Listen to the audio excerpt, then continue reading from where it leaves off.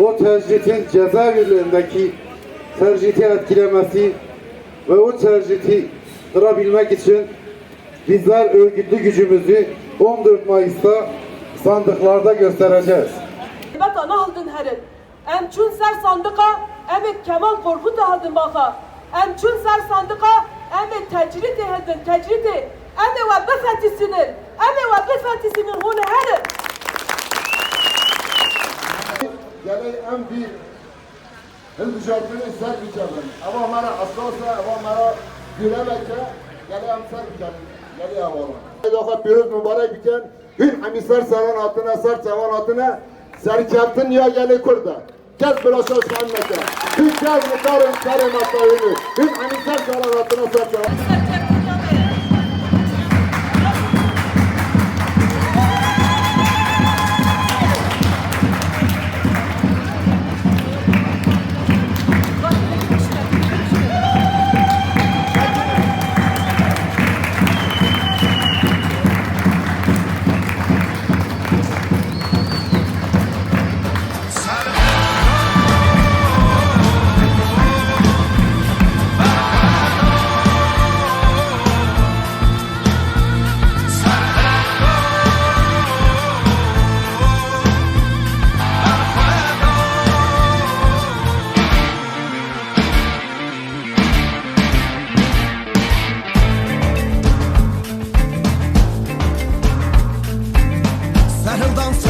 Cihan hey berxudan navazından Serhildan serit cihan hey berxudan navazından Dengi xortaq veştemin hele dengi keçi dilovan Dengi xortaq veştemin hele dengi keçi dilovan Serhildan berxudan Serhildan jiyane hey hey berxudan jiyane Serhildan jiyane Serhildan